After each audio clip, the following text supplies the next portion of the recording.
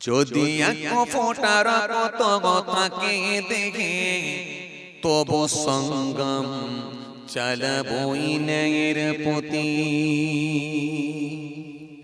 যদি এক ফোঁটার কত থাকে দেখে তবু সঙ্গম চালাবই ন্যায়ের প্রতি। আমি হুসাইনে বলে কি যাইনি, বলো অন্যায় থেকে ওই দূরে চলা। আমি হুসাইনে বলে কি যাইনি, বলো অন্যায় থেকে ওই দূরে চলা। বর্তমান সিচুয়েশন কিন্তু খুব একটা ভালো না। সারা পৃথিবীর দিকে যদি তাকান, সারা দেশের দিকে যদি তাকান, সারা বাংলার দিকে যদি তাকান, যত দিন যাচ্ছে পরিস্থিতি খুব খারাপের দিকে আগাচ্ছে। পরিস্থিতি খুব ভয়ানক জায়গায় যাচ্ছে। মানুষ হত্যা এখন হাই রে হায়।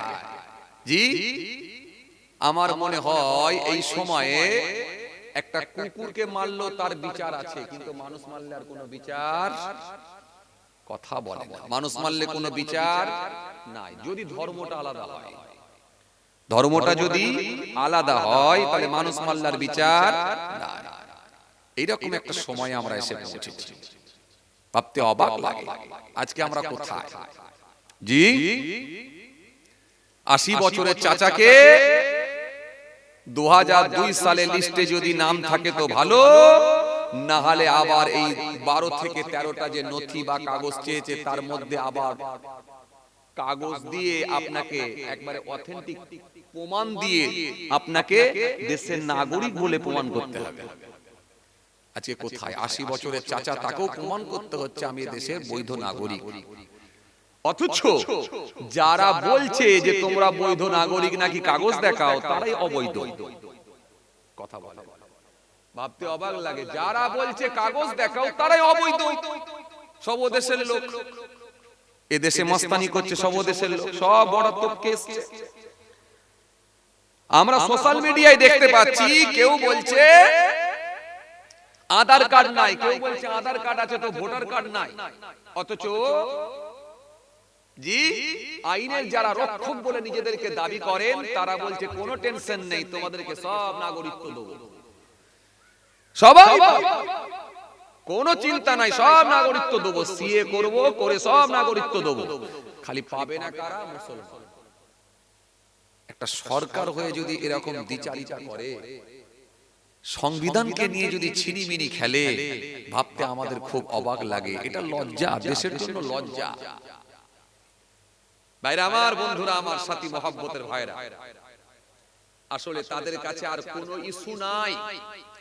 তারা স্বাস্থ্য নিয়ে কথা বলে না, চিকিৎসা নিয়ে কথা বলে না, হসপিটাল নিয়ে কথা বলে না, বস্ত্র নিয়ে কথা বলে না, মানুষের রুজি রুটি নিয়ে কথা বলে না, মানুষের আয় ইনকাম নিয়ে কথা বলে না। যার কারণে তারা এখন ধর্মটাকে বেছে নিয়েছে। এটা ওই ধর্মের, এটা এই ধর্মের। ধর্ম ছাড়া তাদের কাছে কোনো ইস্যু নাই। কয়েকদিন আগে আপনারা জানেন, দেখতে পেলেন, বিগত কদিন আগে আপনাদের জানা আছে, হরিণঘাটার এক এমএলএ তিনি কোরআনকে নিয়ে অপব্যাখ্যা করে মানুষের সামনে এমন মিথ্যা অপপ্রচার চালিয়ে দিলেন, দিয়ে আরো দেশের মাটিতে সম্প্রীতিকে ক্ষুণ্ণ করার চেষ্টা করছে। কোরআনকে নিয়ে মিথ্যা অপপ্রচার, কোরআন শরীফের আয়াতকে, কোরআন শরীফের আয়াতকে বিকৃতি করা, কোরআনকে নিয়ে অপব্যাখ্যা করা, এটা আমাদের জন্য বড় দুঃখজনক। দুঃখজনক। একটা কোরআনের পণ্ডিত যদি কেউ হতো, সে যদি বলতো, এটা আমাদের মেনে নিতে অসুবিধা ছিল। কিন্তু যে কোরআন বোঝে না, কোরআন শরীফ পড়তে পারে না, সে কোরআনের ভুল বের করে কেমন করে? এটা আমাদের ভাবতে খুব অবাক লাগে। এটা আমাদের জন্য খুব দুঃখজনক। আমরা সম্মান করি, ভালোবাসি, আপনি একজন এমএলএ, নিশ্চয়ই শ্রদ্ধা করি, আর আপামার জনতা আপনাকে ভোট দিয়েছে বলি আপনি এমএলএ হিসাবে নির্বাচিত। কিন্তু একটা জনপ্রতিনিধি হয়ে সে কোন ধর্মগ্রন্থকে খাটো করবে, ছোট করবে, ধর্ম সম্পর্কে মিথ্যা বাজে মন্তব্য করবে, কোরআনকে নিয়ে কলুষিত করার চেষ্টা করবে, এটা মেনে নেওয়া যায় না। সারা পৃথিবীর কম বেশি প্রায় 200 কোটি মানুষের ভাবাবেগে আঘাত করেছে, আমাদের হৃদয়ে লেগেছে। কষ্টটা তখনই লাগে যে কোরআন পড়তে জানে না, সে আবার কোরআনের ভুল ভাবতে অবাক লাগে। এটা যদি কোনো স্কলার হতো, কোন পণ্ডিত ব্যক্তি হতো, হ্যাঁ পণ্ডিত যদি বলে আর এক পণ্ডিতের সঙ্গে ডিবেট করতে হবে, কথা বুঝছেন কিছু? ডিবেট করতে হবে, বসুন মোনাজারায় বসুন, আলোচনায় বসুন, ডিবেটে বসুন, তারপরে দেখা যাবে কে জিতলো আর কে হারলো। কিন্তু আপনার সঙ্গে কে ডিবেট করবে? আপনি নিজেই তো বলছেন, আপনি তো নিজেই 4 পাস, তো আপনার সঙ্গে কে ডিবেট করবে? আপনি তো কোরআন পড়তে জানেন। কোরআন শরীফের সূরা তাওবা থেকে কিছুটা অংশ তুলে ধরে, কিছুটা আয়াতের অংশ তুলে ধরে তিনি বুঝাতে চাইছেন যে ইসলাম বলেছে মুশরিকদেরকে হত্যা করো যেখানে পাবে। তাই দীপু দাসকে হত্যা করা হয়েছে বাংলাদেশের জমিনে। এটা থেকে আবার তিনি ছন্দ করে বলছেন, তিনি আবার ছন্দ করে করে বলতে ভালোবাসেন, খুব ছন্দ করে করে তিনি বলতে ভালোবাসেন। দীপু দাসকে যারা পুড়িয়ে মেরেছে, পিটিয়ে মেরেছে, আমরা এই ঘটনার প্রতিবাদ করেছি, তীব্র নিন্দা জানাচ্ছি, আমরা এর প্রতিবাদ করছি। রাস্তায় নেমে আমরা মিছিল করেছি, রাস্তায় নেমে আমরা প্রতিবাদ জানিয়েছি। সংখ্যালঘু সম্প্রদায় এদেশে মিছিল করেছে, এদেশে তারা প্রতিবাদ জানিয়েছে। বাংলাদেশ সরকার এই দোষীগুলোকে অ্যারেস্ট করেছে, এই দোষীগুলোকে তারা চিহ্নিত করে অ্যারেস্ট করেছে। কিন্তু বাংলাদেশ সরকারের কাছে আমাদের আবেদন থাকবে, নিরীহ আমাদেরই এক ভাই, ধর্মটা আলাদা হতে পারে। ওই দীপু দাসকে যারা পুড়িয়ে মেরেছে, পিটিয়ে পুড়িয়ে মেরেছে, তাদেরকে দৃষ্টান্তমূলক শাস্তি দিতে হবে। বাংলাদেশ সরকারের কাছে আমাদের আবেদন থাকবে, দৃষ্টান্তমূলক শাস্তি দেন। ওই অপরাধীগুলোকে চিহ্নিত করেছেন, ফাঁসিতে ঝুলিয়ে দেন। ভারতের 130 কোটি মানুষ, ভারতের 140 কোটি মানুষ দেখতে চায়। এটা যেমন আমরা বলেছি, তা বলে কি আফলাক বলে সে মানুষ নয়? জুনায়েদ বলে কি মানুষ নয়? আরে ধর্মটা আলাদা বলে কি মানুষ নয়? এর বিরুদ্ধেও তো প্রতিবাদ হওয়া দরকার, এর বিরুদ্ধেও তো সোচ্চার হওয়া দরকার, এর বিরুদ্ধেও তো আন্দোলন হওয়া দরকার। কই তার বেলায় তো আপনারা মুখ খুলছেন না। আজ আমরা দেখতে পাচ্ছি প্যাটিস বিক্রেতাকে কেউ ধরে মারছে, আবার কেউ দেখা যাচ্ছে গলায় ফুলের মালা পরিয়ে বরণ করছে। আজকে কোথায় অপরাধ? অপরাধ। এই অন্যায়কে কখনো প্রশ্রয় দেবেন না, দিলে কিন্তু রেজাল্ট খারাপ হবে, সেদিনে কিন্তু ফল ভালো হবে না। আজ লোকের বাড়িতে চুরি যদি করে, আমি বলবো হ্যাঁ ঠিক আছে, হ্যাঁ ঠিক আছে। আমার ছেলে যদি লোকের বাড়িতে চুরি করে, আমি বলবো হ্যাঁ ঠিক আছে। আমার ছেলে যদি বাসে চুরি করে, আমি বলবো হ্যাঁ ঠিক আছে। আমার ছেলে যদি বাজারে চুরি করে, আমি বলবো হ্যাঁ ঠিক আছে। আমার ছেলে যদি পাড়ায় চুরি করে, আমি বলবো হ্যাঁ ঠিক আছে। আমার ছেলে যদি আত্মীয় বাড়িতে চুরি করে নিয়ে আসে, আমি বলবো হ্যাঁ ঠিক আছে। কিন্তু যখন বড় চোর বানিয়ে দেব, সে যখন আমার পকেটটা থেকে মেরে দিয়ে চুরি করবে, তখন আমি বলতে পারবো তো হ্যাঁ ঠিক আছে। কথা মনে বুঝতে পারেন? বুঝতে পেরেছেন? আজ আজ রাজস্থানের জমিনে, উত্তরপ্রদেশের জমিনে, ওড়িশার জমিনে পরিযায়ী শ্রমিকগুলোকে নির্মমভাবে হত্যা করা হচ্ছে। আমরা কিছু মানুষ বলছি হ্যাঁ ঠিক আছে। এখান থেকে কিছু মানুষ নেতা তারা বলছে হ্যাঁ ঠিক আছে, হ্যাঁ ঠিক আছে। মুসলমানকে মারলে বলে হ্যাঁ ঠিক আছে, গলায় ফুলের মালা পরিয়ে দেওয়া হয়, বরণ করে নেওয়া হয়। কিন্তু যখন যখন ত্রিপুরার জমিনে ছেলেটার একটু লুক, চেহারাটা দেখতে লেগেছিল একটু নেপালিদের মতো, মনে আছে আপনাদের? আরে কথা বলে না। ত্রিপুরার জমিনে যে ছেলেটা একটা হায়ার এডুকেটেড শিক্ষিত ছেলে, তাকে মারা হলো কেন? একটু চীন দেশের বা নেপালিদের মতো দেখতে বলে, তার ফেসটা নেপালিদের মতো বলে তাকে বলা হলো তুই নেপালি বলে, তাকে পিটিয়ে মারা হলো। ঠিক নিজের বাপের পকেটটা যখন মারবে তখন যেমন গায়ে লাগবে, এবারে গায়ে লাগা দরকার। কারণ আপনি তো বানাচ্ছেন, আপনি অপরাধীগুলোকে অ্যারেস্ট করতে দিচ্ছেন না, গলায় ফুলের মালা পরিয়ে দিয়ে বরণ করছেন আর বলছেন ঠিক আছে। মনে রাখবেন, এগুলো হচ্ছে আগুন নিয়ে খেলা করা। এই আগুন নিয়ে খেলাটা ঠিক না, মানুষের জীবন নিয়ে খেলা করা ঠিক না। চলুন, আমি আলোচনা খুব বেশি লম্বা করব না। আমি আপনাদেরকে যেটা বোঝাতে চাইছিলাম যে আজকে কোরআন শরীফ সম্পর্কে একটা সূরা তাওবা থেকে ছোট্ট আয়াত তুলে নিয়েছে, এই মিথ্যা অপপ্রচার করে কিছু মানুষের মন জয় করে খালি বাহবা নিচ্ছেন, এটা সম্পূর্ণ ভুল। কোরআন শরীফের যে আয়াতগুলোকে আল্লাহ অবতীর্ণ করেছেন, এক একটা প্রেক্ষাপটের উপরে আয়াত এসেছে, সিচুয়েশনের উপরে আয়াত এসেছে। মুসা নবীর জামানার ঘটনাও আল্লাহ কোরআনের মধ্যে দিয়েছেন, তার হাবিবুল্লাহকে আল্লাহ জানিয়েছেন। ইব্রাহিম খলিলুল্লাহর জামানার ঘটনাকে আল্লাহ রাব্বুল আলামিন কোরআনের মধ্যে তার হাবিবুল্লাহকে জানিয়েছেন। আলাম তারা ইলাল্লাযী হাজ্জা ইব্রাহিম ফি রাব্বিহি আন আতাহুল্লাহুল মুলক ইয ক্বালা ইব্রাহিম রাব্বিয়াল্লাযী يحيي ويميت قال انا احيي واميت قال ابراهيم فان الله ياتي بالشمس من المشرق فاتي بها من المغرب فبهت الذي كفر والله لا يهدي القوم الظالمين। তাফসীর পড়ে দেখুন, ইব্রাহিম নবীর সঙ্গে নমরুদের যে কথোপকথন হয়েছিল, আল্লাহ সেই ঘটনাটাও কোরআনের মধ্যে দিয়েছেন। তাহলে মুসা নবীর জামানার ঘটনা, ইব্রাহিম নবীর জামানার ঘটনা, ঈসা রুহুল্লাহর জামানার ঘটনা, সুলাইমান নবীর জামানার ঘটনা, আল্লাহ এই ঘটনাগুলো কোরআনের মধ্যে দিয়ে তার হাবিবুল্লাহকে আল্লাহ রাব্বুল আলামিন কোরআন শরীফের মধ্যে দিয়ে আল্লাহ এই ঘটনাগুলো জানিয়ে দিয়েছেন। তাহলে কোরআন শরীফে আয়াত এসেছে অতীতের আয়াত, অতীতের কথা বলা আছে, বর্তমান সম্পর্কে 2000-1500 বছর আগে সেই প্রেক্ষাপটের উপরেও আল্লাহ আয়াত দিয়েছিলেন, সেটা বর্তমান সম্পর্কে আয়াত দিয়েছেন, এবং ভবিষ্যৎ সম্পর্কে আগামীতে কি হবে কি ঘটবে সেই সম্পর্কে আল্লাহ আয়াত দিয়েছেন। তাহলে এই কোরআন শরীফের মানে বুঝতে হলে এই কোরআন শরীফকে আপনাকে পড়ে মানুষের সামনে বার্তা দিতে হলে অন্তত ন্যূনতম জ্ঞান থাকতে হবে। কথা বলে না, কিছু কথা বুঝতে পারছেন? অন্তত সামান্য সামান্য হলেও জ্ঞান থাকতে হবে আপনার, না হলে আপনি মানুষকে বোঝাতে পারবেন না। কোরআন শরীফে যে আয়াতটা সূরা তাওবা থেকে আপনি তুলে ধরেছেন কিছুটা অংশ, যেখানে বলা আছে তোমরা মুশরিকদেরকে বন্দী করো, তবে হারাম মাসে তাদের উপরে কোনো অত্যাচার করবে না।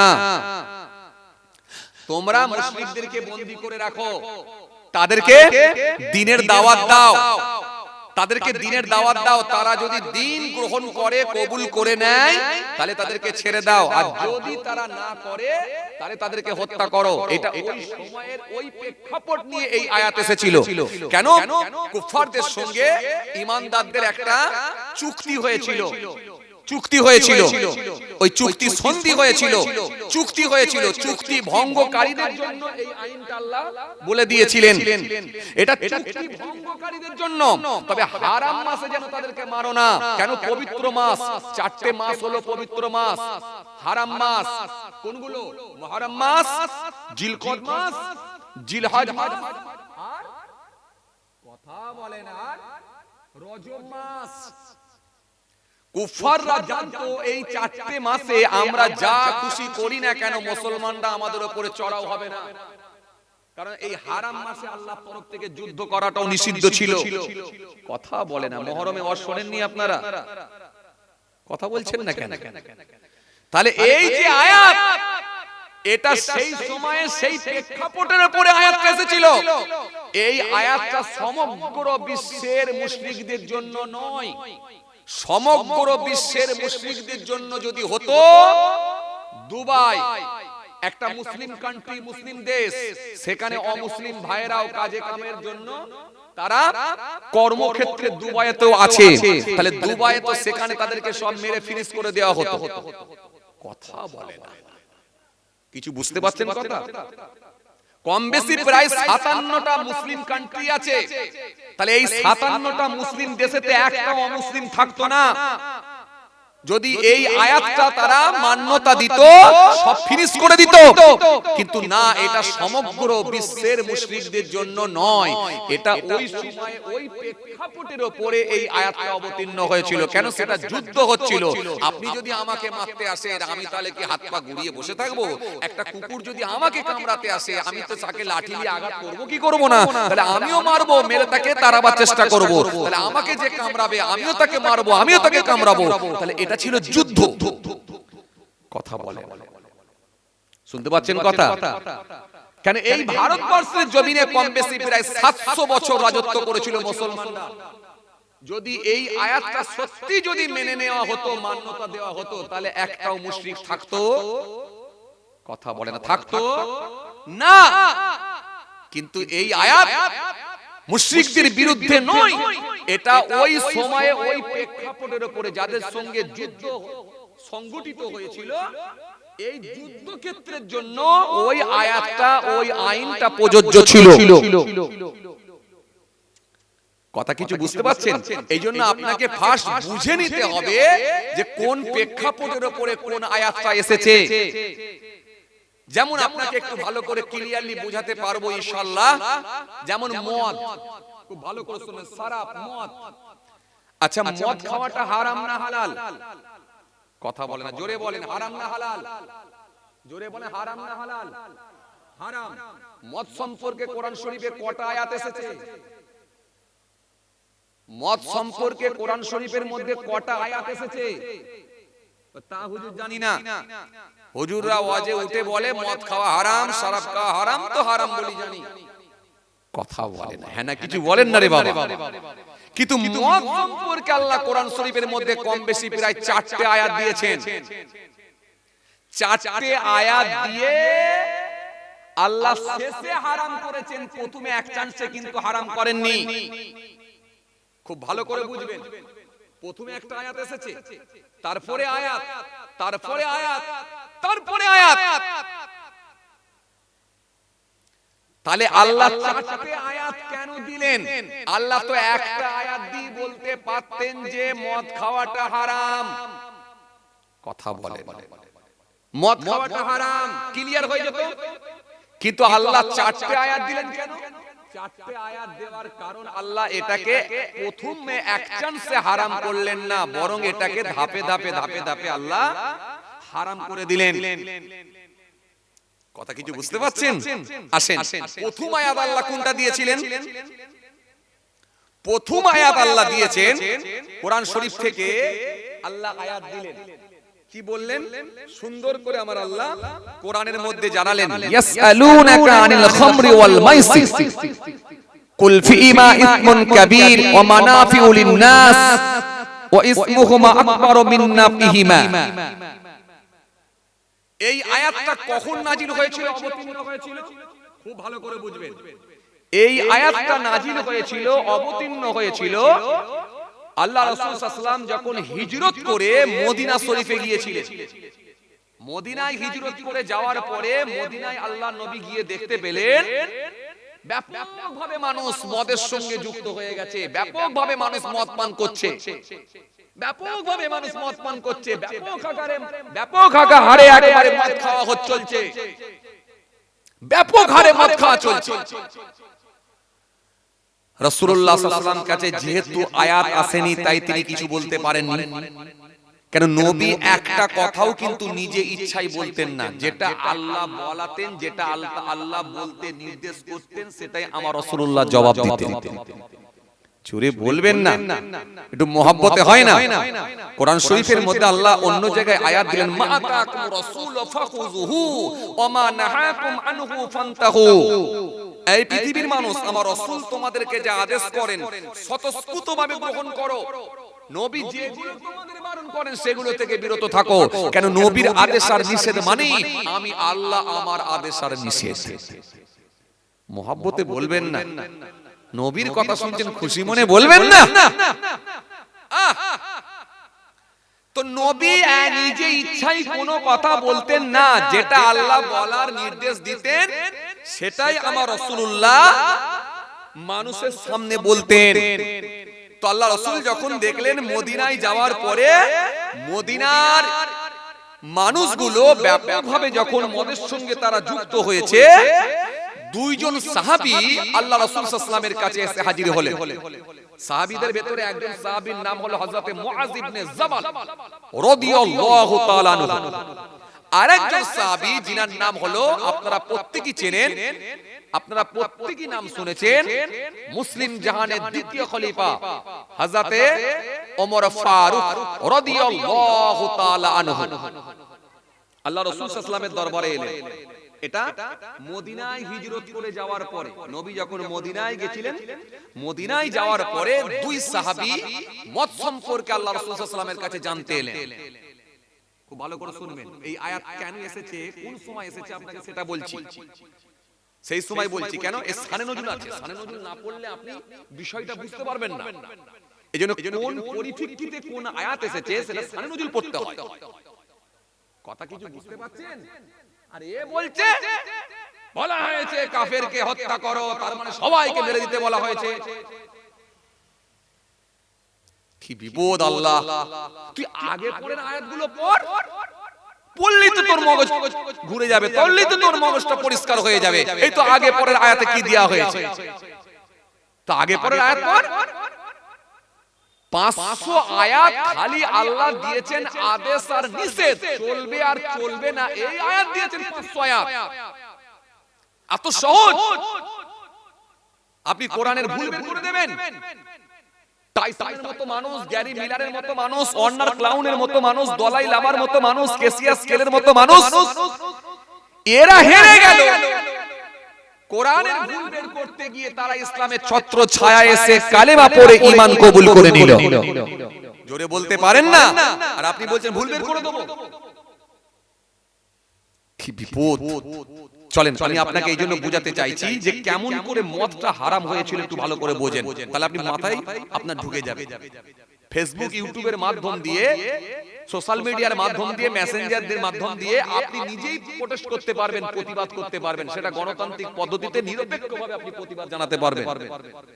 এর আপনার মাথায় আর ঢুকে যাবে। আমি আপনাকে এইটা বোঝাতে চাইছি, খুব ভালো করে শুনুন। হে তরুণিয়া নওজোয়ান জামাকেরা, হে আমার মুরব্বিরা, বাবার আশ্রয় দিয়ে আল্লাহ নবী যখন মক্কা শরীফ থেকে মদিনা শরীফে গিয়েছিলেন, মদিনা শরীফে যাওয়ার পরে আমার রাসূলুল্লাহ দেখতে পেলেন মদিনার মানুষগুলো ব্যাপক হারে তারা মদ পান করছে। এত বেশি বেশি মদ খায়, মদিনার মানুষগুলো সেন্স হারিয়ে ফেলে।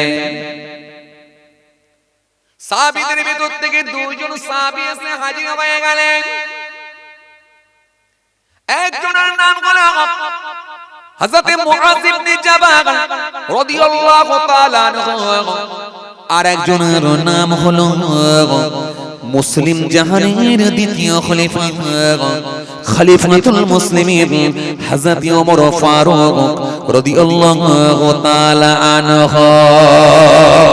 দুই সাহাবী যখন এসে গেলেন, সাহাবীরা আল্লাহর রাসূলের সামনে গিয়ে বললেন, আসসালামু আলাইকুম ইয়া রাসূলুল্লাহ, ইয়া হাবিবাল্লাহ, হুজুর বিয়াদবি দেবেন না হুজুর, মদ সম্পর্কে একটু আমাদের বলুন।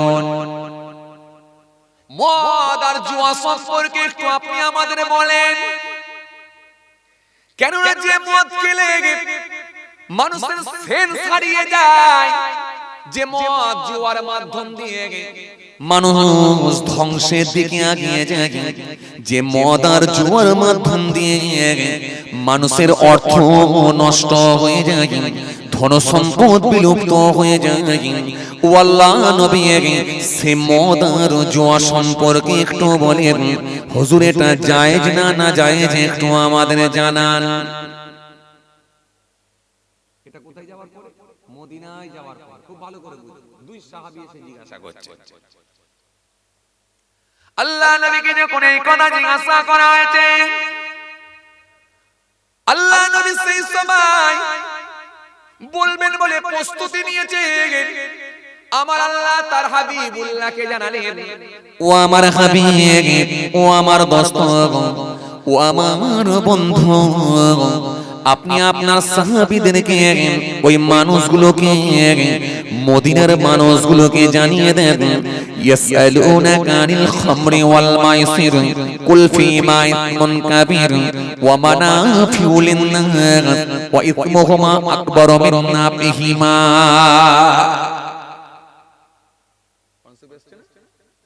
বলেন আয় আমার হাবিব, আপনি ওদেরকে বলে দেন, জানিয়ে দেন, মদ সম্পর্কে আপনাকে জিজ্ঞাসা করছে, জুয়া সম্পর্কে আপনাকে জিজ্ঞাসা করা হয়েছে, আপনি তাদেরকে জানিয়ে দেন এটা উপকারের থেকে অপকারটাই বেশি, উপকারের থেকে ক্ষতিটাই বেশি, আর এটা হলো পাপের কাজ। না খাওয়াটা না পান করাটাই হলো ভালো।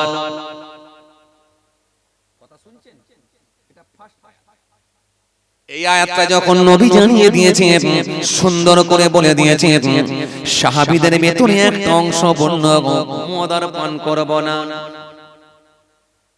মদ আর খাবো না। কেননা যে মদ পান করলে, যে মদ খেলে কোনো উপকার হয় না, যে মদের মধ্যে আছে ক্ষতিটাই বেশি, তাহলে এই জিনিসটা আর খাবো কেন আমরা বেশি, আর কখনো মদ পান করব না। সাহাবীদের ভেতর থেকে একটা অংশ সেই সময়ের মানুষগুলো মদ খাওয়া বন্ধ করে দিলেন। একটা অংশ যখন মদ খাওয়া বন্ধ করেছে, কিন্তু একটা অংশ বলছে সরাসরি তো হারাম করে দেওয়া হয় না, হারাম যখন করা হয় না তো খেলে অসুবিধা কোথায়? কটা দল হলো? কথা বলে না। দুটো দল, এক দল বলছে খাবো না, আর এক দল বলছে হারাম যখন হয় না তো খেলে অসুবিধা কোথায়? দুটো দল হয়ে গেল। দুটো দল হয়ে কিছু মানুষের কাছে মদ খাওয়াটা বন্ধ হয়ে গেল, আল্লাহ ব্রেক করে দিল, ব্রেক হয়ে গেল। কিছু মানুষ মদ খাওয়া বন্ধ করে দিলেন, ব্রেক হয়ে গেল। কিন্তু কিছু মানুষ তখনও খাচ্ছে। তাহলে মদখোর সংখ্যা বা মদ খানেওয়ালা এরকম লোকের সংখ্যা কমলো, পুরোপুরি ভাবে বন্ধ না হলো কিন্তু কমে গেল। এটা হলো প্রথম আয়াত, ইয়াসআলুনাকা আনিল খামরি ওয়াল মাইসির কুল ফীমা ইসমুন কাবীর ওয়া মানাফিউ লিন-নাস ওয়া ইসমুহুমা আকবারু মিন নাফইহিমা। এই আয়াত দিয়ে একটু কমিয়ে দেয়া হলো। দ্বিতীয় আয়াত আল্লাহ ফের একটা দিলেন, ইয়া আইয়ুহাল্লাযীনা আমানু লা তাকরাবুস সালাহ ওয়া আনতুম সুকারা। এটা হলো দ্বিতীয় নম্বর আয়াত। এই আয়াতটা কখন এসেছিল? এই আয়াতটা কখন এসেছিল? নবীর একজন সাহাবী ছিলেন, যার নাম হলো হযরত আব্দুর রহমান বিন আওফ রাদিয়াল্লাহু তাআলা আনহু। তিনি বাড়িতে একদিন সাহাবাদের জন্য মেহমানদারির ব্যবস্থা করলেন। মেহমানদারি, খাওয়া দাওয়ার ব্যবস্থা করলেন। কথা শুনছেন? মেহমানদারি। যেমন আজকে আমার এই কমিটির ভাইরা মেহমানদারির ব্যবস্থা করেছে, খাওয়া দাওয়ার ব্যবস্থা করেছে। তবে মেহমানদারি হয় দুই রকম ভাবে, একটা হলো আম ভাবে, আর একটা হলো খাস ভাবে। আজকের দাওয়াতি মেহমান আপনারা এসেছেন আম ভাবে, কিন্তু যদি আপনার বাড়িতে আপনার মেয়ের বিয়ে হয় তখন পাড়ায় দাওয়াত দেওয়া হয় খাস ভাবে। পাড়ায় দাওয়াত দেওয়া হয় খাস ভাবে। বাড়িতে বাড়িতে গিয়ে বলা হয় না, এই বাড়িতে বাড়িতে গিয়ে দাওয়াত দেওয়া হয় না, বাড়িতে বাড়িতে গিয়ে দাওয়াত দেওয়া হয়। বাড়িতে গিয়ে দাওয়াতে, চাচা কি হয়েছে? আমার মেয়ের বিয়ে জানুয়ারি মাসের 1 তারিখে রাতে আমার কি বলে ক্ষীর খাওয়ানো হবে, 2 তারিখে বিয়ে হবে আর 3 তারিখে ওলিমা হবে। চাচা তোমার দাওয়াত রইল, স্পেশাল দাওয়াত। আবার দেখা যাচ্ছে পাড়ায় আরেকটা অন্য চাচাকে গিয়ে ওই একই ভাবে দাওয়াত। এখন আসরের নামাজ পড়ে 2 চাচা যখন একসঙ্গে দেখা হয়ে গেছে, তখন এক চাচা আর এক চাচাকে বলছে, ওগো ভাই, অমুকের মেয়ের বিয়ে হচ্ছে গো, দাওয়াত দিয়েছে নাকি? বলে হ্যাঁ দাওয়াত দিয়েছে। বলে কজনকে বলেছে? বলে তা তো বলতে পারবো না, আমাকে তো এসে বললো জানুয়ারির 1 তারিখে রবিবার দিনে ওলিমা হবে, সোমবারে বিয়ে হবে আর মঙ্গলবারে এই রবিবার দিনে কি বলে ক্ষীর খাওয়ানো হবে, সোমবারে বিয়ে হবে আর মঙ্গলবারে ওলিমা হবে। 3 দিন দাওয়াত। এই 3 দিন বলেছে। এখন আমাকে তো আর কিছু বললো না। বলে দেখেছো খালি, আমাকেও তো তোমার মতই সেম দাওয়াত দিয়েছে, সেম দাওয়াত। তার মানে মনে হয় আর পরিবারের অন্য কাউকে নয়, শুধু আমাকে একা কেউ দিয়েছে, তোমাকে একা কেউ দিয়েছে। তখন এক চাচা একটু আফসোস করে বলছে, ও আমার নাতিটা সবসময় আমার সঙ্গে ঘোরে গো, একটু নাতিটাকে দাওয়াতটা দিল নি। তাহলে দুজন মিলে যেতে একটু মনটা খারাপ হয়ে গেল। কেন? স্পেশাল দাওয়াত দিয়েছে মানে, আর দুজনের একজনের বেশি যাওয়া ঠিকও নয়। আবার অনেকে দেখবেন আবার কার্ড দিয়ে দাওয়াত দেয়, কার্ড দিয়ে চিঠি করে খাম করে ওপরে সুন্দর করে জনাব মোহতারাম অমুক সাহেব বলে লিখে দেয়। সে বলে এত তোয়াজ করে যখন চিঠি দিয়ে খাম দিয়ে নাম লিখে তোয়াজ করে দিয়েছে, একটা শাড়ি না নিয়ে গেলে মানায়? কথা বলে না। একটা শাড়ি নিয়ে চলে জায়গার কি করা যাবে। অনেকে আবার দেখা যাচ্ছে যে এত তোয়াজ করে যখন নাম দিয়েছে, অন্তত একটা শাড়ি নিয়ে যায়, অন্তত খাওয়া দাওয়াটা হোক। কথা বলে না। এটা দাওয়াত। আবার এই ভাদুরিয়া গ্রামের যুবক ভাইরা আপনাদেরকে দাওয়াত দিয়েছে। কিরম দাওয়াত? আজকে কত 7 তারিখ তো নাকি? 7 তারিখ দাওয়াত। কিরম দাওয়াত? এই দাওয়াত হচ্ছে আম ভাবে দাওয়াত। 7 তারিখ আগামীকাল ভাদুরিয়া গ্রামের বাৎসরিক সালে বক্তা হিসাবে ওয়াইজিন হিসাবে উপস্থিত থাকবেন অমুক অমুক। আপনাদের সকলকে দাওয়াত দিচ্ছি, আপনারা সকলে উক্ত মাহফিলে অংশগ্রহণ করিয়া মাহফিল সাফল্য মণ্ডিত করে তুলুন, অশেষ সওয়াবের হকদার হন। মাঠ থেকে যে চাচাটা আল ছাড়ছিল জমির, শুনতে পেয়ে বলছে ভাদুরিয়ার জলসা না, সে গতবারে যেটা ছিল। এই দেখেছো খালি ভাদুরিয়ার জলসাটা হবে গো, যাক তো মিস করব না। এশার নামাজ পড়ে ঘরে যখন আছি, এশার নামাজ পড়ে গিয়ে একটু ওয়াজ শুনতে চলে যাব। গতবারও গেছিলাম, আল্লাহ হায়াতে রেখেছিল, এবারও যাব। তাহলে এই দাওয়াত গ্রহণ করছেন কোথা থেকে? মাঠ থেকে। কথা বলে না। মাঠ থেকে শুনতে পেয়েছেন মাইকের আওয়াজ, মাঠ থেকে গ্রহণ করছেন। এই দাওয়াত গ্রহণ করছেন কোথা থেকে? চায়ের দোকান থেকে। চায়ের দোকানে বসে বসে আওয়াজ শুনেছেন, চায়ের দোকান থেকে গ্রহণ করছেন। এই দাওয়াত গ্রহণ করছেন কোথা থেকে? মুদিখানা দোকানে সদা কিনছিলেন, সেখান থেকে। যেখানে শুনতে পেয়েছেন সেখান থেকে। কিন্তু এখানে আপনাকে শাড়ি নিয়ে আসতে হয়নি, আর এখানে নাতিটাকে কেন বলা হলো নি, এই কৈফিয়তটাও হবে। তাহলে এখানে আপনাকে আম ভাবে দাওয়াত, সবাই আসতে পারে, এখানে কোনো আপত্তি নেই। কিন্তু খাস ভাবে দাওয়াতে সবাই যাওয়া যায় না। আর খাস ভাবে দাওয়াত ঘরে না গিয়ে বললে যাবেও না। তাহলে খাস দাওয়াত আর আম দাওয়াত দুটো দাওয়াত তফাৎ আছে, কিন্তু এই দাওয়াতে সবাই আসার অধিকার আছে। আর এই দাওয়াতে এসে আপনি বসবেন, মেহমান হবেন। এই দাওয়াতে যতক্ষণ বসে থাকবেন, আল্লাহ আপনাকে সওয়াবের হকদারও করবেন। চলেন, আব্দুর রহমান বিন আউফ রাদিয়াল্লাহু তাআলা খুব ভালো করে বুঝবেন। সাহাবীদেরকে কিছু মানুষকে দাওয়াত দিলেন, দাওয়াত দিয়ে বললেন, হুজুর আমার বাড়িতে একটু মেহমানদারি হবে, একটু খাওয়া দাওয়া করবেন। যেমন ওই যে বললাম বিয়ে বাড়ির দাওয়াত, বা অনেক সময় আকিকা হয়, আকিকাকে কেন্দ্র করে দাওয়াত দেওয়া হয়, খাতনাকে কেন্দ্র করে দাওয়াত দেওয়া হয়, এগুলো হয় অনেক সময়। তো দাওয়াত দিচ্ছেন সাহাবী, আমার বাড়িতে একটু মেহমানদারি হবে, খাবার দাওয়াত। কথা শুনছেন? খাবার দাওয়াত। সাহাবায়ে কেরামেরা ওই দাওয়াত গ্রহণ করলেন।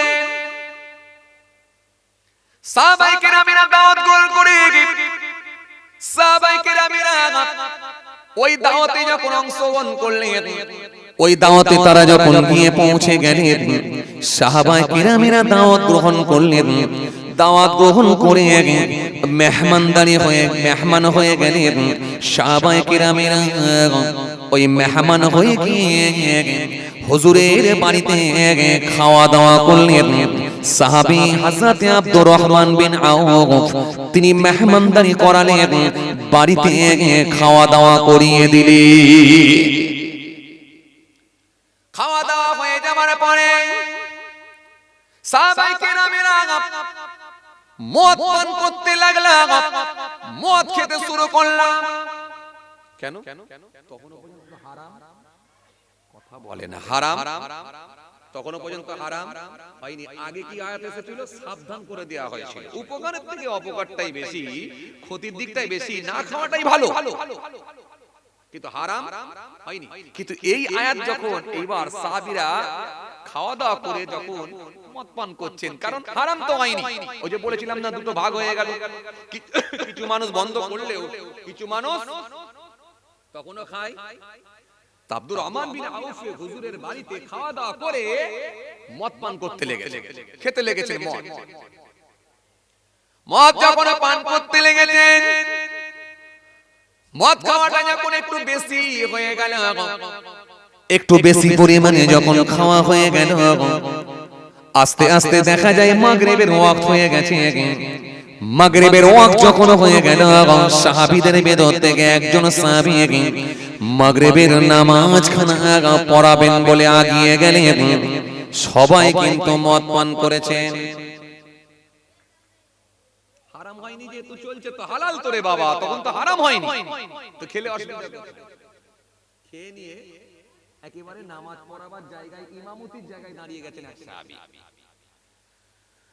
ইমামতির জায়গায় দাঁড়িয়ে কোরআন শরীফ থেকে সূরা ধরলেন, সূরা ফাতিহা পড়তে লাগলেন। আলহামদুলিল্লাহি রাব্বিল আলামিন আর রহমানির রহিম মালিক ইয়াউমিদ্দিন ইয়্যাকা না'বুদু ওয়া ইয়্যাকা নাস্তাঈন ইহদিনাস সিরাতাল মুস্তাকিম সিরাতাল লাযীনা আন'আমতা আলাইহিম গায়রিল মাগদুবি আলাইহিম ওয়ালাদ-দাল্লিন। এই সূরা পাঠ করলেন। এই সূরা পড়ে নিয়ে সূরা কাফিরুন শুরু করেছেন। কুল ইয়া আইয়ুহাল কাফিরুন লা আ'বুদু মা তা'বুদুন। সূরা কাফির। এই সূরা কাফিরুন যখন পড়তে শুরু করেছেন, পড়তে গিয়ে একটা জায়গায় ভুল পড়ে ফেললেন, একটু গোলমাল হয়ে গেল। যেই গোলমাল হয়ে গেল, বারবার যখন ঘোরাতে লেগেছে, আল্লাহ রাব্বুল আলামিন একটা আয়াত দিলেন। সূরা মায়েদার মধ্যে এসেছে, কোরআন শরীফের মধ্যে আল্লাহ আয়াতটা দিয়ে দিলেন, ইয়া আইয়ুহাল্লাযীনা আমানু, হে ঈমানদারগণ, লা তাকরাবুস সালাহ ওয়া আনতুম সুকারা, তোমরা নেশাগ্রস্ত অবস্থায় নামাজের নিকটে যেও না। তখনও কিন্তু হারাম। হারাম আপনারা এই আয়াত শুনেছেন হুজুরদের মুখে, নেশাগ্রস্ত অবস্থায় নামাজের নিকটে যেও না। কিন্তু কোন পরিপ্রেক্ষিতে কোন আয়াতটা এসেছে এত ডিটেইলস মনে হয় শোনা হয়নি। কথা বলছেন না কেন? এত ডিটেইলসটা মনে হয় শোনা হয়। এই আয়াত শুনেছেন হুজুরদের মুখে, তোমরা নেশাগ্রস্ত অবস্থায় নামাজের নিকটে যেও না। কিন্তু এটা কখন এলো, কিভাবে এলো, এত ডিটেইলসটা হয়তো আগে শোনা হয়নি। খুব ভালো করে বুঝুন। তাহলে আল্লাহ তখনও কিন্তু হারাম করলেন না, বরং কি বললেন? নেশাগ্রস্ত অবস্থায় নামাজের নিকটে যেও না। মানে মদ খেয়ে নিলে নেশাগ্রস্ত অবস্থায় নামাজের নিকটে যাবে না। অন্য টাইমে তোমরা খেতে পারো, খেতে পারো, কিন্তু নেশাগ্রস্ত অবস্থায় যেন নামাজের নিকটে যেও না। কিছু মানুষ তাদের ভেতর থেকে ভাগ হয়ে গেল, হয়ে গিয়ে বলে যেটা খেলে নামাজের নিকটে যেতে বারণ, তো সেটা খাবো না। কথা বলে, তাহলে এই যেটা খেলে নামাজে যেতে বারণ করা হচ্ছে, তাহলে এতে কোনো উপকার হতে পারে? এ কি কোনো উপকারী জিনিস? খাবো না, খাবো না। যেটা খেলে নামাজের নিকটে যেতে বারণ করা হয়েছে, খাওয়ার দরকার নাই, খাবো না। কিছু মানুষ তারা বন্ধ বন্ধ আবার হয়ে গেল। আর কিছু মানুষ বলছে হারাম তো হয়নি তো খেলে আপত্তি কোথায়, খাবো অন্য টাইমে আমরা খাবো, নামাজের টাইমে খাবো না। কথা কিছু বুঝতে পারছেন? ফের দুটো ভাগ হয়ে গেল, আগে দুটো ভাগ হয়ে গেছিল, পরে ফের দুটো ভাগ হয়ে গেল। তো এই নামাজের টাইমটাই খাবো নি, বাকি টাইমে তো খাওয়া যেতে পারে। অসুবিধা কোথায়? তারা বলল একটা ভালো টাইম বের করতে হবে, কোন টাইমটা খাওয়ার উপযোগী, উপযুক্ত টাইম একটা বের করো, সেই টাইমে আমরা খাবো। কিন্তু কিন্তু নামাজের টাইমটাতে খাবো না। কথা কিছু বুঝতে পারছেন? তাহলে তখনও কিন্তু মদ পুরোপুরি ভাবে হারাম হারাম হয়নি। এরপরে আল্লাহ রাব্বুল আলামিন আবার একটা আয়াত দিলেন, সুন্দর করে আমার আল্লাহ আবার একটা আয়াত দিলেন কোরআন শরীফের মধ্যে। আমার আল্লাহ সুন্দর করে আবার একটা আয়াত দিয়ে দিলেন, আয়াত দিয়ে আমার আল্লাহ জানিয়ে দিলেন, সুন্দর করে বললেন, ইয়া আইয়ুহাল্লাযীনা আমানু ইন্নামাল খামরু ওয়াল মাইসিরু ওয়াল আনসাবু ওয়াল আযলাম রিজসুম মিন আমালিশ শাইতান ফাজতানিবুহু লাআল্লাকুম তুফলিহুন। এটা সূরা মায়েদার আয়াত, সম্ভবত 90 নম্বর আয়াত, সম্ভবত সূরা মায়েদা 7 পারা না, 7 পারা সূরা মায়েদা 90 নম্বর আয়াত। এটাও আল্লাহ দিলেন। এই আয়াত কেন এলো?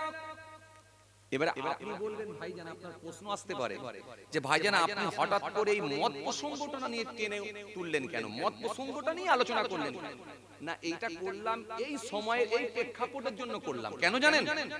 যে আপনার মাথায় তাহলে খুব সহজেই বুঝে যাবেন যে এক একটা প্রেক্ষাপটের উপরে, এক একটা পরিস্থিতির উপরে কোরআনের আয়াত অবতীর্ণ হয়েছে।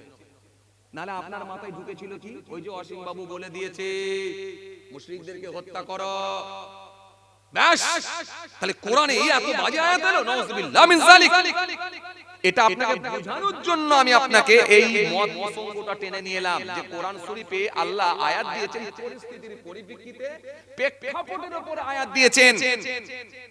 এইজন্য একটা আয়াতের উপর আপনাকে ভাবলে হবে না, আপনার আগে পরের আয়াতগুলো পড়তে হবে, শানে নজুল পড়তে হবে, তবে বিষয়টা বুঝতে পারবেন, ঘটনাটা তবে বুঝতে পারবেন আপনি।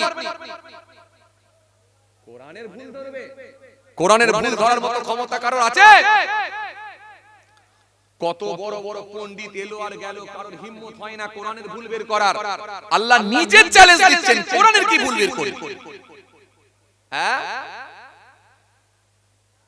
যালিকাল কিতাব লা রাইবা ফি হুদাল লিল মুত্তাকিন। আল্লাহ কোরআনের মধ্যে বলেছেন, ওয়া ইন কুনতুম ফি রাইবিন মিম্মা নাযালনা আলা আবদিনা ফাআতু বিসূরাতিন মিন মিসলিহি।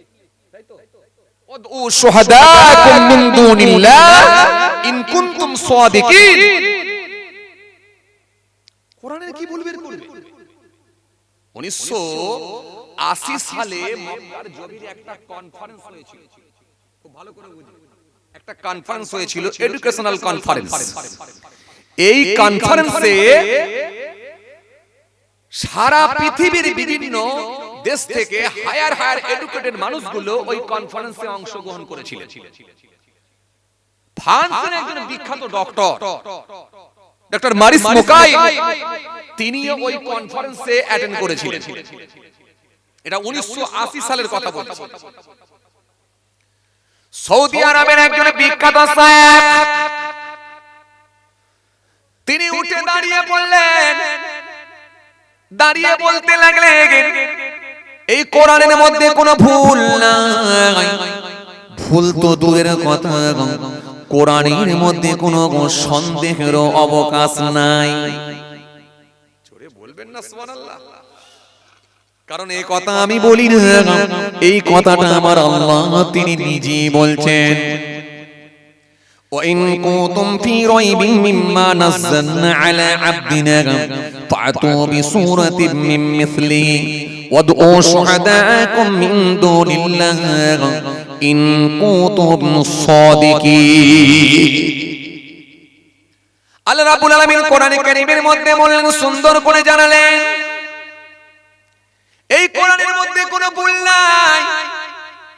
কোরআনের মধ্যে কোনো সন্দেহের অবকাশ নাই। যদি তোমাদের সন্দেহ হয় তাহলে আমি আল্লাহ বলি কোরআনের মতো একটা তোমরা আয়াত তৈরি করে দেখাও, একটা তোমরা সূরা তৈরি করে দেখাও। পৃথিবীর যার খুশি তোমরা সাহায্য লাগাও। আমেরিকার কোন মানুষের সাহায্য নিলে নিতে পারো, ব্রিটেনের কোন মানুষের সাহায্য নিলে নিতে পারো, রাশিয়ার কোন মানুষের সাহায্য নিলে নিতে পারো, জার্মানের কোন মানুষের সাহায্য নিলে নিতে পারো। গোটা পৃথিবীর যার খুশি তোমরা সাহায্য নাও, কেবলমাত্র আল্লাহর ছাড়া। আমি আল্লাহর ছাড়া, আমার সাহায্য ছাড়া তোমরা যার খুশি সাহায্য নাও। আমি আল্লাহ চ্যালেঞ্জ দিচ্ছি, কোরআনের মতো তোমরা একটা সূরা তৈরি করে দেখাও। ইন কুনতুম সাদিকিন, যদি তোমরা সত্যবাদী হও। এই চ্যালেঞ্জের মোকাবেলায় ডক্টর মারিস মোকাইল চমকে উঠলেন, উঠে বললেন, কি বলেন? কোরআনের মধ্যে কোনো ভুল নাই। ১৫০০ বছর আগেকার গ্রন্থ, আবার বলে এর মধ্যে নাকি কোনো ভুল নাই। প্রত্যেকটা ধর্মগ্রন্থের ভেতরে কিছু না কিছু সংশোধন হয়েছে, সংযোজন হয়েছে, কিছু না কিছু কাটছাঁট হয়েছে, প্লাস মাইনাস হয়েছে। আর ইনি বলছেন কোরআনের মধ্যে কোনো ভুল নাই। আমি চ্যালেঞ্জ করলাম ডক্টর, আমি এর ভুল বের করে দেখাবো। আমি ভুল বের করব। এই কোরআনের ভুল বের করবেন বলে তিনি মনে মনে ভাবলেন, আমি চ্যালেঞ্জ গ্রহণ করছি, আমি ভুল বের করব। ফ্রান্সের জমিনে আমি একবার যাই, বিখ্যাত ডক্টর স্পেশালিস্ট ডক্টর মারিস মোকাইল ফ্রান্সের জমিনে চলে এলেন। ফ্রান্সের জমিনে এসে তিনি আল্লাহর কোরআন একটা সংগ্রহ করলেন। কোরআন শরীফ সংগ্রহ করে কোরআন শরীফটা তিনি খুলে ফেললেন। খুলে দেখলেন এই কোরআনের ভাষা হলো আরবি, কিন্তু আমি ফ্রান্সের ডক্টর, আমার ভাষা হলো ইংরেজি, আমার ভাষা হলো ইংলিশ, আর কোরআনের ভাষা হলো আরবি। আমি ইংরেজি ভাষণের মানুষ হয়ে আমি কোরআন শরীফ কেমন করে পড়ব? পড়া সম্ভব নয়। কথা শুনছেন কথা? কোরআনের ভুল বের করা সম্ভব নয়। আগে আমাকে শিখতে হবে। পণ্ডিত লোক তো, পণ্ডিত লোক, জ্ঞানী লোক তো, তিনি বলছেন আগে কোরআন শরীফের ভুল বের করতে হলে কোরআন পড়া শিখতে হবে। আর এ বলছে শেখার দরকার নাই, আমি যেটা বলে দিয়েছি এটাই শেষ কথা।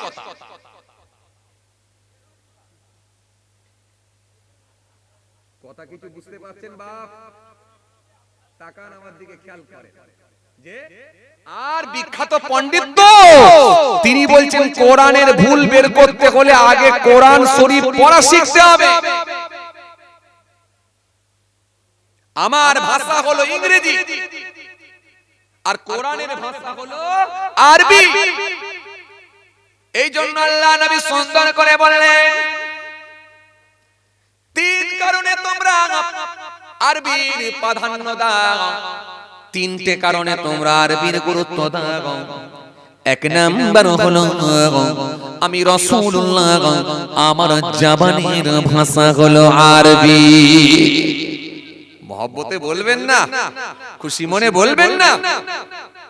এক নাম্বার হলো, নাম্বার ওয়ান হলো আমি রাসূলুল্লাহ, আমার জবানের ভাষা হলো আরবি। দ্বিতীয় নাম্বার, দু নাম্বার হলো আল্লাহর কোরআনের ভাষা হলো আরবি। তৃতীয় নাম্বার, তিন নাম্বার হলো মানুষ যখন মারা যায়, মারা যাওয়ার পর থেকে নিয়ে কবরে একটা ভাষা, কিয়ামতে একটা ভাষা, জান্নাতেও একটা ভাষা, সেটা হলো আরবি। কবরের ভাষা হিন্দি নয়, কবরের ভাষা তেলেগু নয়, কবরের ভাষা বাংলা নয়, কবরের ভাষা হলো ইংরেজি নয়, কবরের ভাষা হলো আরবি। উত্তর যদি দিতে পারে আরবি, আর উত্তর না দিতে পারলে সেটাও বলতে হবে আরবি।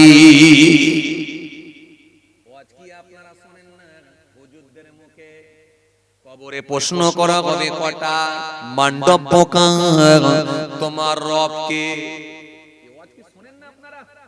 কথা বলে না, সব শোনা আছে আপনাদের আলহামদুলিল্লাহ। তোমার রব কে? উত্তর আপনাকে দিতে হবে রব্বি আল্লাহ, আমার রব হলেন আল্লাহ, আমার রব হলেন স্রষ্টা আল্লাহ। মা দীনুকা, তোমার কোন ধর্মের মানুষ? আমার ধর্ম হলো দ্বীন আল ইসলাম, আমার ধর্ম হলো ইসলাম ধর্ম।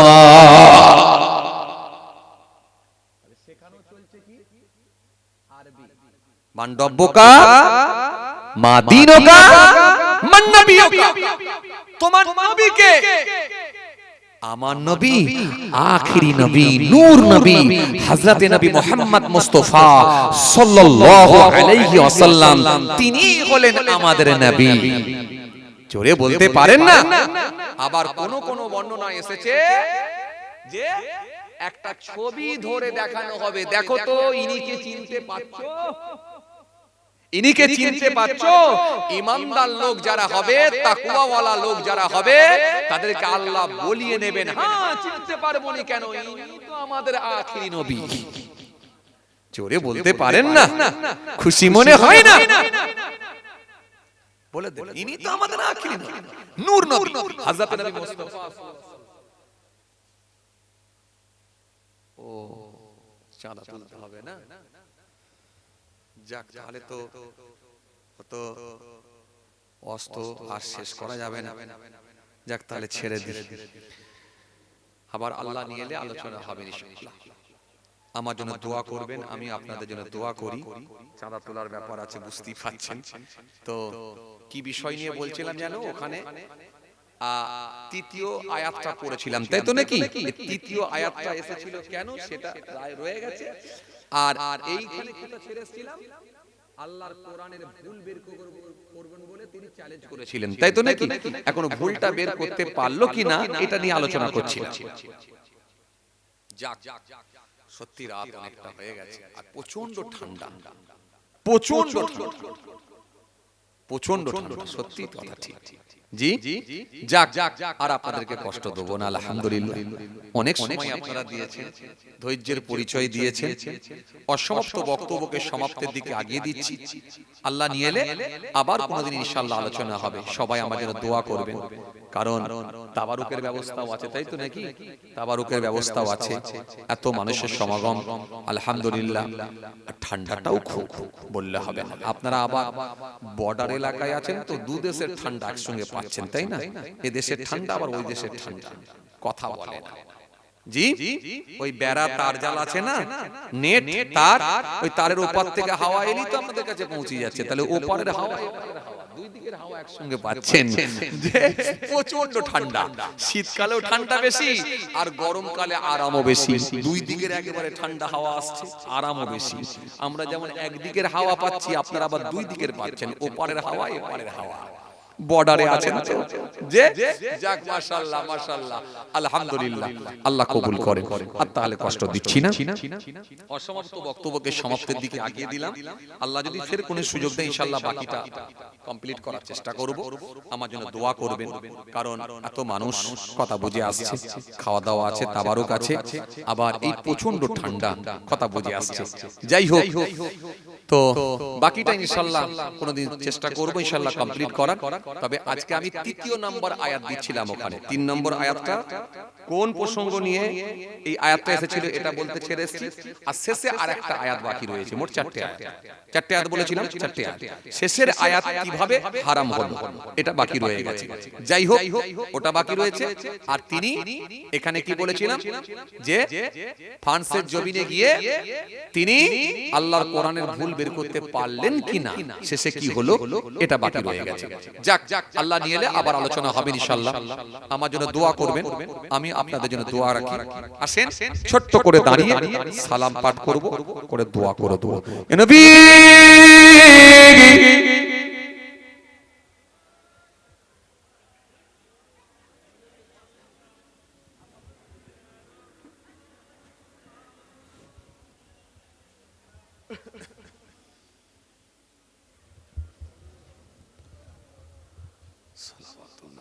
একটু আগে আগে আসেন, একটু মহব্বতে উচ্চ আওয়াজে পড়েন, সালাম পাঠ করেন। ইয়া নবী সালাম ইয়া রাসূল সালামুন আলাইকা। আর একটু জোরে পড়েন, ইয়া হাবিব সালামুন আলাইকা সালাওয়াতুল্লাহ আলাইকা। আজ হে ঈদে মুবারক,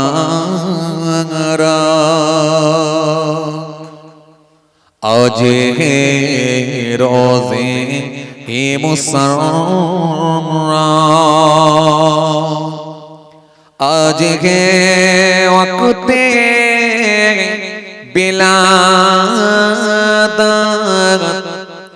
আজ হে মিলাদে হাজরাত।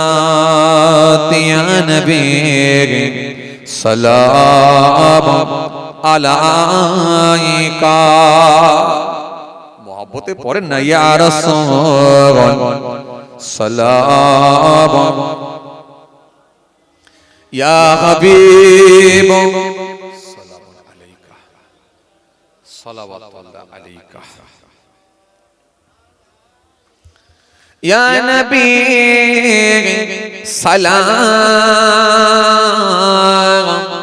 লো আমার, ইয়া রাসূল সালাম লো আমাদের, ইয়া হাবিব সালাম লো বাংলা মোরা যে সবাই গুনাহগার। ইয়া নবী সালাম, আরো জোরে ইয়া রাসূল, আরো জোরে ইয়া হাবিব সালাওয়াতুল্লাহ আলাইকা। मीमू से मदीने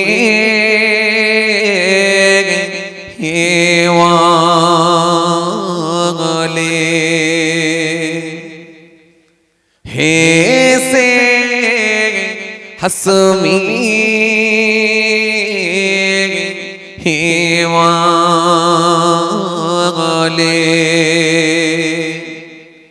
मीम से मेरा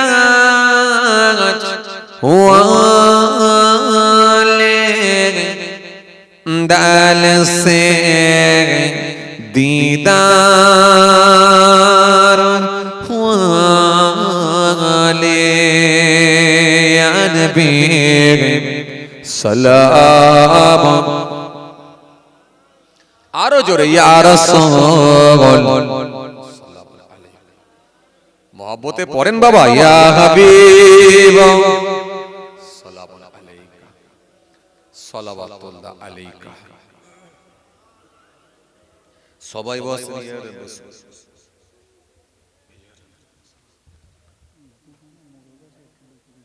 আচ্ছা ঠিক আছে।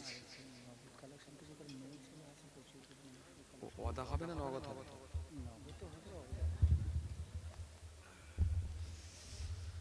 মহাবদে দরুদ শরীফ আল্লাহুম্মা সাল্লি আলা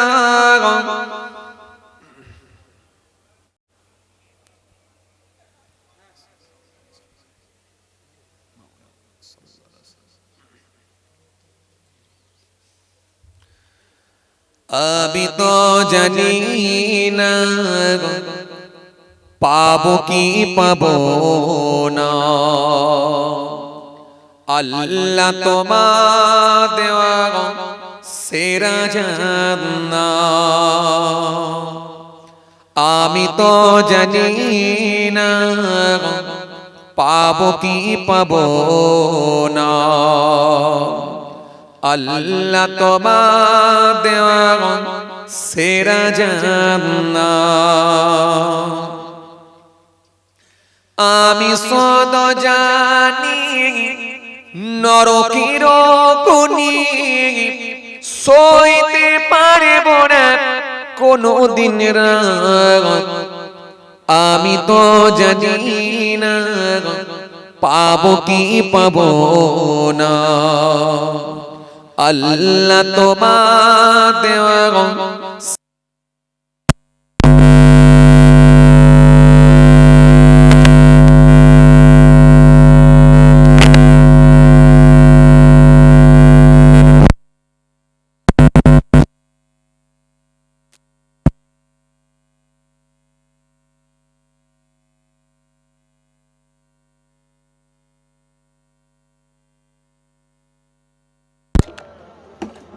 আওয়াজ দিয়ে পড়ে ওয়ালা আলি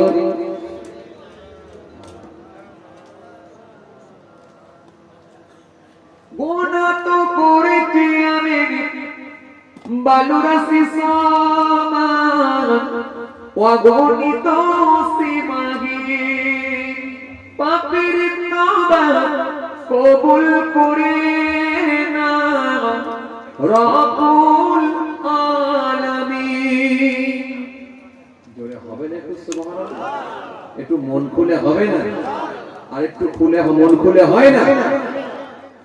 গুনাহ তো করেছি আমি বালুরাশি সমান অগণিত সীমাহীন পাপের তওবা কবুল করে না রব্বুল আলামিন। হায়াত আমার কমছে শুধু প্রতিদিন, গুনাহ আমার বাড়ছে শুধু বাধাহীন। তুমি তো পারো দিতে না যা, আমি শুধু জানি নরকের গুনি সইতে পারব না কোনদিন রাত।